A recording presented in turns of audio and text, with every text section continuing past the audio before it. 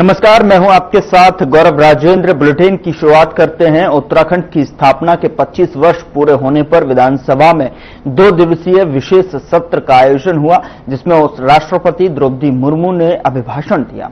इस अवसर पर राज्यपाल लेफ्टिनेंट जनरल गुरमीत सिंह, मुख्यमंत्री पुष्कर सिंह धामी, विधानसभा अध्यक्ष रितु खंडूरी, भूषण नेता प्रतिपक्ष यशपाल आर्य और अन्य मंत्रीगणों ने उनका स्वागत किया। तो वहीं राष्ट्रपति ने अपने संबोधन में उत्तराखंड के विकास में महिलाओं की भूमिका की सराहना की और राज्य में समान नागरिक संहिता लागू करने के लिए सरकार को बधाई भी दी। उन्होंने कहा कि उत्तराखंड की 25 साल की यात्रा विधायकों के सहयोग से संभव हुई है और राज्य की सुंदरता और संस्कृति उसे समृद्ध बनाती है। बता दें कि राष्ट्रपति ने भारत की महिला क्रिकेट टीम को विश्व कप जीतने पर भी बधाई दी। उन्होंने कहा कि महिलाएं किसी से कम नहीं है।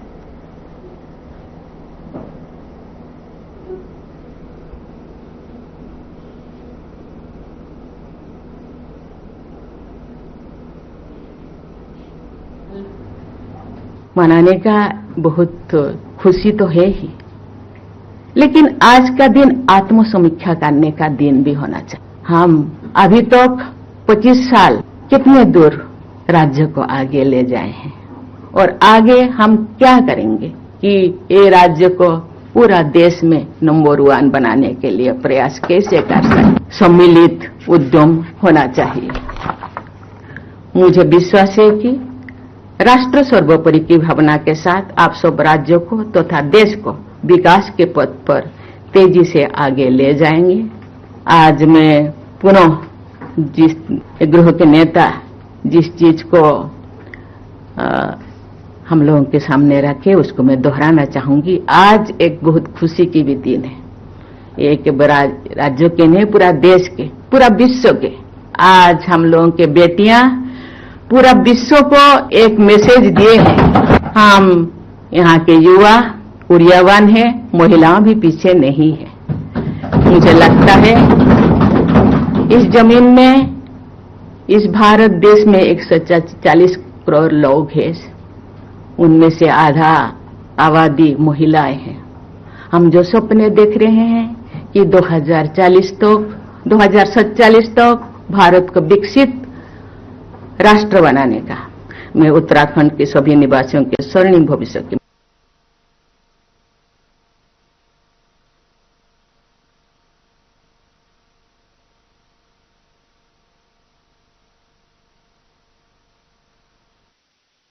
राष्ट्रपति द्रौपदी मुर्मू के संबोधन से उत्तराखंड विधानसभा के विशेष सत्र का शुभारंभ हुआ। उत्तराखंड विधानसभा के इतिहास में यह दूसरा ऐसा अवसर रहा जब सदन में राष्ट्रपति ने अपना संबोधन दिया। इससे पहले 2015 में पूर्व राष्ट्रपति स्वर्गीय प्रणब मुखर्जी ने राज्य विधानसभा के विशेष सत्र को संबोधित किया था और ऐसे में जो है विधानसभा अध्यक्ष ने कहा कि हम अपने आप को बहुत ही सौभाग्यशाली मानते हैं कि देश की राष्ट्रपति विधानसभा के विशेष सत्र में पहुंची और उन्होंने अपना संबोधन दिया और हमें बहुत अच्छा लगा।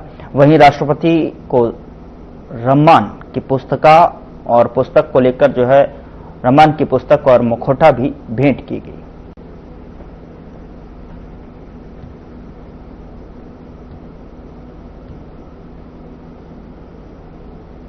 भाग्यशाली मानते हैं कि भारत के प्रथम नागरिक जो हैं और हमारी माननीय राष्ट्रपति श्रीमती द्रौपदी मुर्मू जी पहुंची थी और उन्होंने हमारे सदन को संबोधित किया। एक नई ऊर्जा के साथ हमने उनको सुना और बहुत ही अच्छा लगा, आनंद आया।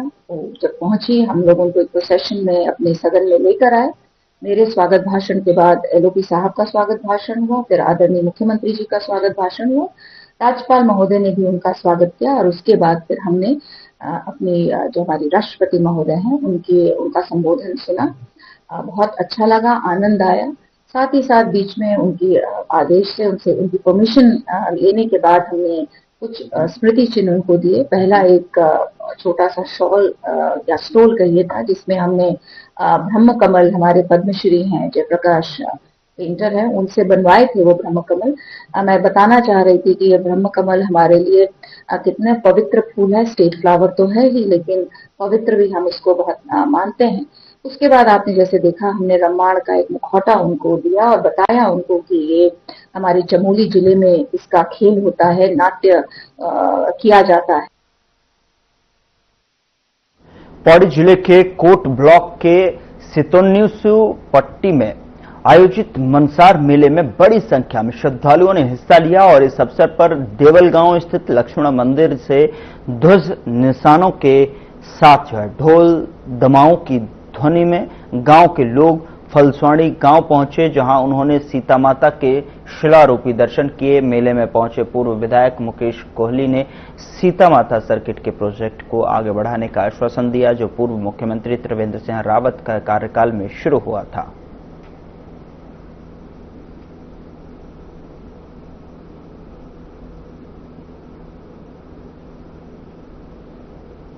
इगास आप सब पत्रकार बंधुओं की उसकी बहुत बहुत बधाई और शुभकामनाएं हैं।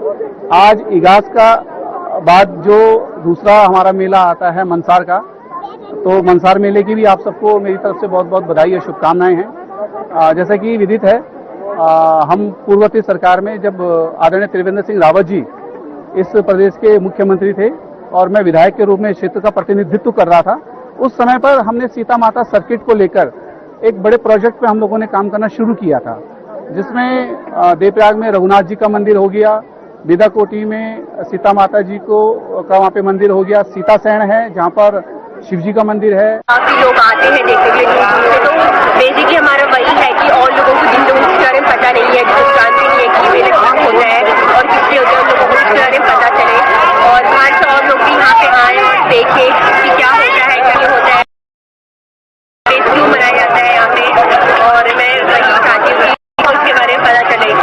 जी, इस मेले की खासियत, ये मेले खासियत या कि हम जे सीता माता समाधि ले छे, जे वजह से यू एक हम जे यू मेला मनाई जानो। बाकी हम ये सीता माता जो मेला से मंदिर से जो यूस एक जरा अच्छी भव्य मंदिर बनो। उत्तराखंड सरकार से यही अपील करना हम भी कि हमारी जैसे जन राम मंदिर अयोध्या में बनी, उन्हीं एक भी सीता माता की भव्य मंदिर बनो। जे यहाँ मजे हम पहली हमारे ने कोटसरा गाँव बेटी एक बेटी सीता माता है जो दोन कंडी आंधी वक बेटी, फिर जो दूल बेटी वक बेटी निशान आनंद, वही यहाँ की ज्यादा खासियत वहाँ की एक है, मान्यता ही वही है।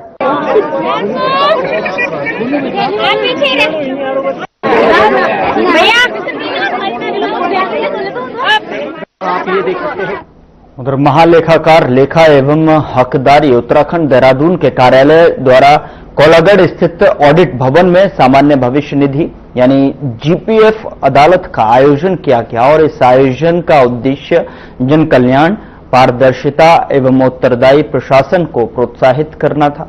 बता दें कि जीपीएफ से संबंधित शिकायतों का त्वरित एवं प्रभावी निस्तारण सुनिश्चित करना था। महालेखाकार कार्यालय राज्य के लगभग 45,000 अभिदाताओं के जीपीएफ अभिलेखों का संधारण करता है और उनके हितों से संबंधित समस्याओं के समाधान हेतु यह अदालत आयोजित की गई।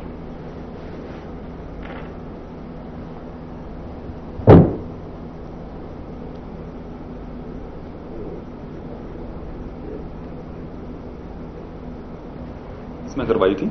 अभी इस अदालत को करने का मुख्य कारण ये था कि काफी सारे जीपीएफ के ग्रीवेंसेस के जो केसेस थे वो लंबित थे और काफी सारे केसेस में हमें मल्टीपल करस्पॉन्डेंस करने पड़ रहे थे और इस वजह से केसेस डिले हो रहे थे। तो जिस तरीके से हमने जीपीएफ अदालत का हमारा एक बहुत सक्सेसफुल ये रहा है, इवेंट रहा है, तो इसलिए हमने ये इस पे विचार किया है कि फर्दर हम इस तरीके के जीपीएफ अदालत को उत्तराखंड के बाकी जिलों में भी करेंगे।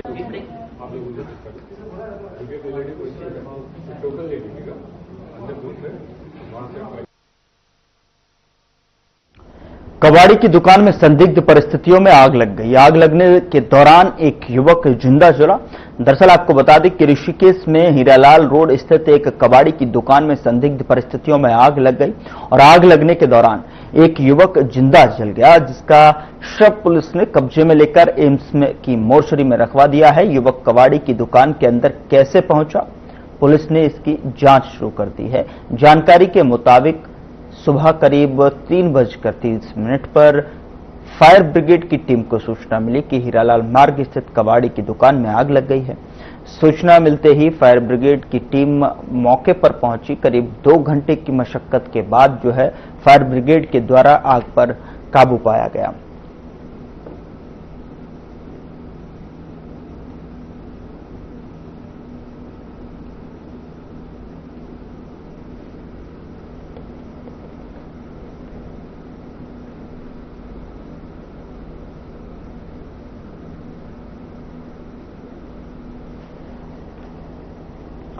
उधर उत्तराखंड का मानसून हालांकि चला गया है, इसके बावजूद अभी बारिश हो रही है। मौसम विभाग ने 4 और 5 नवंबर को राज्य के कई पर्वतीय जिलों में बारिश होने की संभावना जताई है। जिन जिलों में बारिश होगी उनमें गढ़वाल मंडल के 3 और कुमाऊं मंडल के 2 जिले शामिल हैं।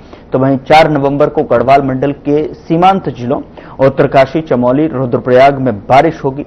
हालांकि ये बारिश कहीं कहीं और बहुत हल्की से हल्की होगी और इस दौरान बादल गरजेंगे तो बिजली भी चमकेगी। इसी तरह कुमाऊं मंडल के 2 जिलों बागेश्वर और सीमांत पिथौरागढ़ में भी बारिश होगी। वहीं आपको बता दें कि बाकी 8 जिलों में मौसम शुष्क रहेगा। मौसम विभाग के अनुसार वेदर का यही पैटर्न 5 नवंबर को भी रहेगा। 2 दिन की बारिश के बाद 6 से 8 नवंबर तक पूरे राज्य में मौसम शुष्क रहने का अनुमान लगाया गया है।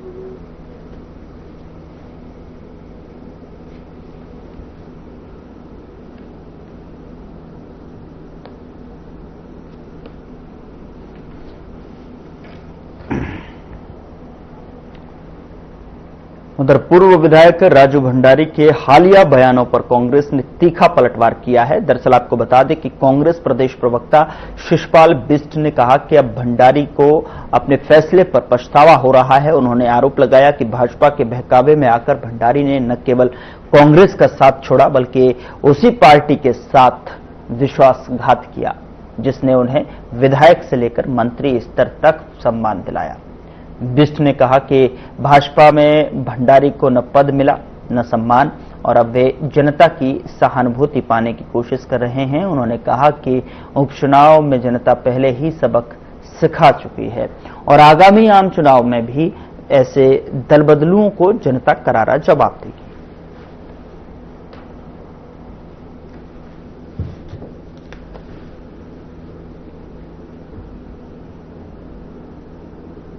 इसे जनता के बीच में बयानबाजी कर रहे हैं और आत्म प्रलाप कर रहे हैं। अब उनको पछतावा हो रहा है अपने उस फैसले पर जिस फैसले के तहत उन्होंने विधानसभा की सदस्यता से इस्तीफा दिया था और अपनी मां समान पार्टी की पीठ में छुरा भोंका था। जिस पार्टी ने उनको मान सम्मान दिया, विधायक बनाने का काम किया, मंत्री स्तर तक पहुंचाने का काम किया और वो भारतीय जनता पार्टी के झांसे में आ गए थे और भाजपा में जाकर के उनको क्या हासिल हुआ, अब उनको पछतावा हो रहा है।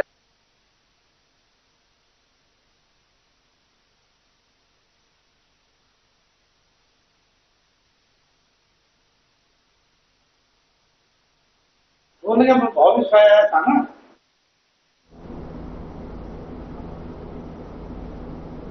यहां रुक रहे हैं एक छोटे से ब्रेक के लिए। ब्रेक के उस पार खबरों का सिलसिला लगातार जारी है।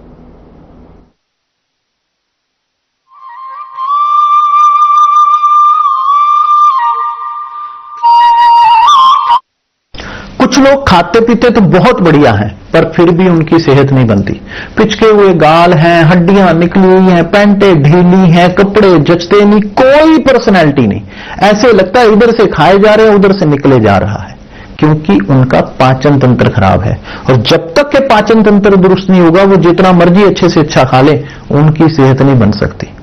इसलिए हमारी संस्था सन्यासी आयुर्वेदा ने एक ऐसी दवा का निर्माण किया है जो कि आपके लिवर को, आपके पाचन तंत्र को दुरुस्त करने का काम करती है, ताकि आप जो भी खाएं उसका पूरे का पूरा निचोड़ आपके शरीर को लगे, आपकी भूख बढ़े, खाया पिया सही से लगे, नया खून बने, हड्डियों में जान आए, वजन बढ़े और आप मोटे तगड़े खूबसूरत पर्सनैलिटी के मालिक बन जाएं। सिर्फ 655 रुपए की पूरे 1 महीने की दवा होती है और आप इसे घर बैठे 01145454545 पर फोन करके दवा मंगवा सकते हैं।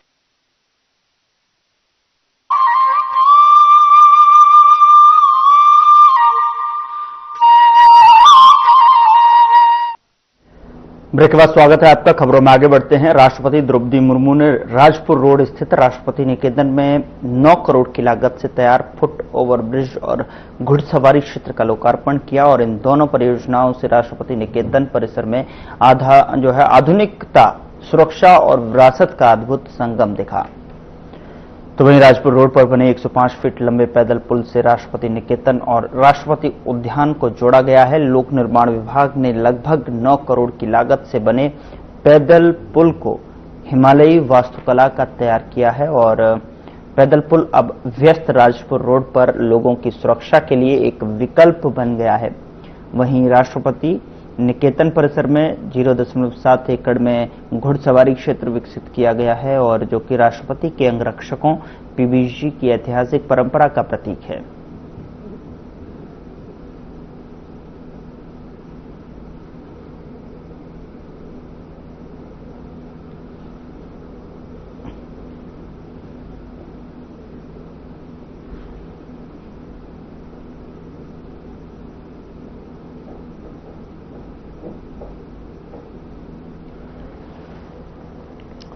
उधर आदि कैलाश की पवित्र वादियों में बम बम भोले और हर हर महादेव के जयकारों के बीच पहली हाई एल्टीट्यूड अल्ट्रा मैराथन का आयोजन किया गया।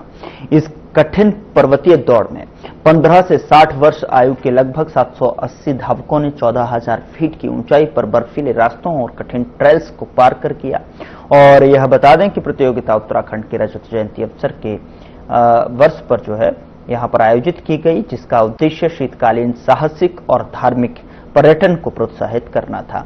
प्रतियोगिता में देश के 22 राज्यों से धावकों ने भाग लिया और 5 किलोमीटर से लेकर 60 किलोमीटर तक की दूरी तय की।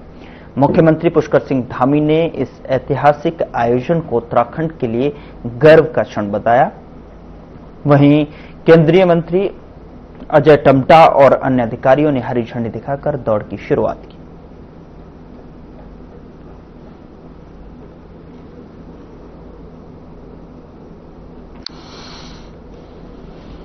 धरती में आना तो नहीं, ये मेरा फर्स्ट टाइम है। ये आपका पहला? हाँ, मतलब हाई एल्टीट्यूड पे मैंने ले किया हुआ है 21, पर यहाँ पे मैं शॉर्टर डिस्टेंस रन कर रही हूँ। 10 किलोमीटर कर रही हैं। मुझे I think one of the best locations लग रही है ये रन के लिए, और more than the location and everything, the people, the hospitality, the yesterday's lunch जो रोंगकोंग विलेज ने हमारे लिए स्पॉन्सर किया था। आई मीन इस तरह का वेलकम, इस तरह का कल्चरल इमर्शन मैंने फर्स्ट टाइम ये एक्सपीरियंस किया। और मैं सर हल्द्वानी से हूँ, पंजाब नेशनल बैंक से। हाँ, फर्स्ट अल्ट्रा ये हाई एल्टीट्यूड पे, वैसे अल्ट्रा काफी की हुई मैंने प्लेन। यहाँ पर मैनेजमेंट बहुत अच्छा है सर, बस टाइमली अगर स्टार्ट हो जाए तो वो और अच्छा हो जाएगा, सोने पे सुहागा हो जाएगा। टाइगर रेफल से हूँ और देहरादून से हूँ। आप पहला कर रहे हैं अल्ट्रा? मैं मेरे तो many types of ultra marathon and Ladakh marathon I have completed many time. बहुत खुश नसीब इस धरती में आना। उत्तराखंड राज्य के 25 साल पूरे होने पर पूरे प्रदेश में रजत जयंती समारोह धूमधाम के साथ मनाया जा रहा है। इगास पर्व के साथ ही समारोह की शुरुआत हो गई है। अपर सचिव मुख्यमंत्री बंशीधर तिवारी ने इन समारोहों को लेकर बताया कि 11 नवंबर तक इसी तरह के कार्यक्रम आयोजित किए जाएंगे। 9 नवंबर को प्रधानमंत्री नरेंद्र मोदी भी मुख्य समारोह में शामिल होंगे। तो वहीं आपको बता दें कि उन्होंने बताया कि रजत जयंती समारोह को मनाने के लिए सभी विभागीय अधिकारियों ने अपने अपने विभागों के लिए सर्कुलर जारी किया है और राज्य स्तर पर भी भव्य आयोजन किया जा रहे हैं और राज्य स्थापना दिवस को धूमधाम के साथ मनाया जा रहा है।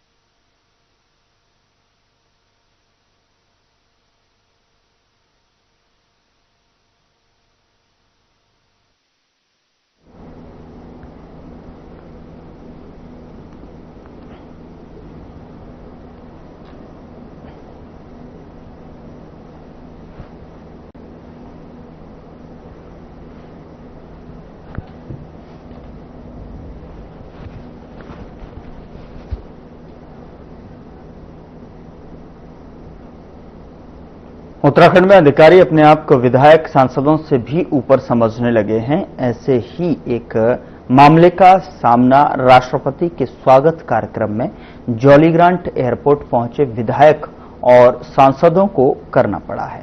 दरअसल आपको बता दें कि जिसकी पुष्टि प्रदेश की प्रोटोकॉल मंत्री सौरभ बहुगुणा ने की है, जहां पर सूत्रों की माने तो राष्ट्रपति के स्वागत के लिए जहां सभी विधायक और सांसद बस में बैठकर विशेष विमान तक पहुंचे, वहीं शासन के अधिकारी अपने वाहनों से सीधा एयरपोर्ट के भीतर दाखिल हुए, जिसके बाद बस में सवार जनप्रतिनिधियों ने जमकर जो है अधिकारियों को खरी खोटी सुनाई और इसकी शिकायत भी मुख्यमंत्री से की है। वहीं विपक्ष ने इस घटना को लेकर साफ कहा कि जब अधिकारी सीधा सरकार से जुड़े हों तो फिर विधायक सांसद को प्रोटोकॉल की उम्मीद नहीं करनी चाहिए।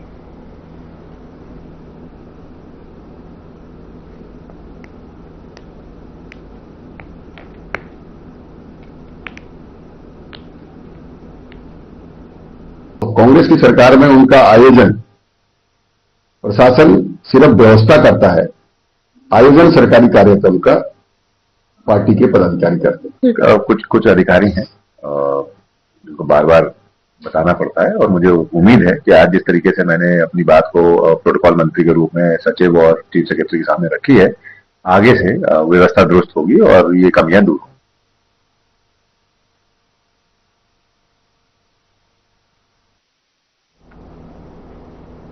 उत्तराखंड में रजत जयंती वर्ष की शुरुआत 1 नवंबर से हो चुकी है। राज्य में 11 दिन तक अलग अलग कार्यक्रम चल रहे हैं, लेकिन इसी बीच जो है विधानसभा के विशेष सत्र को लेकर विपक्ष सरकार पर लगातार हमलावर है।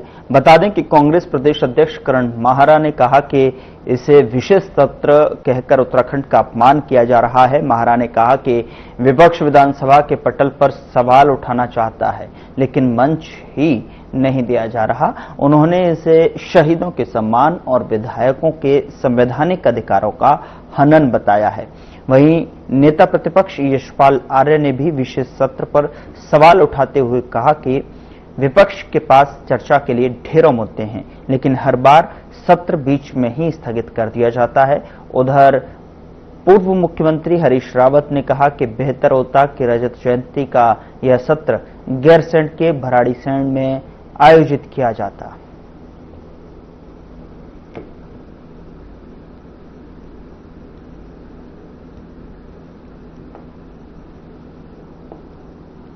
उत्तराखंड का अपमान किया जा रहा है। अभी विक्रम भाई से आप पूछो, ये भी ये कहेंगे, हर विधायक ये चाह रहा है कि सोमवार के दिन इस बार का सत्र होता तो कितना बेहतर होता। 5.5 साल से लगातार पत्रकार, विपक्ष के साथी, विधायक ये चाह रहे हैं कि हम मुख्यमंत्री से संबंधित विभागों में प्रश्न कर सकें, लेकिन वो दिन नहीं आया है। और हमें उम्मीद थी कि रजत जयंती के मौके पे कम से कम जो सत्र होगा उसमें सोमवार के दिन इसकी शुरुआत होगी, ताकि मुख्यमंत्री के संबंधित विभागों में प्रश्न हो सके। और 2 दिन का प्रश्नकाल मैं जाऊंगा और ये बात अलग है। मैं अच्छा होता कि ये सत्र भराड़ीसैंण में होता, हिमालय को सामने रख करके हम ये कहते कि 25 साल पहले भारत की संसद ने जिस हिमालयी राज्य की कल्पना की थी, हम उस अवधारणा के रास्ते पर आगे बढ़ेंगे। फिलहाल बुलेटिन में इतना ही। नमस्कार।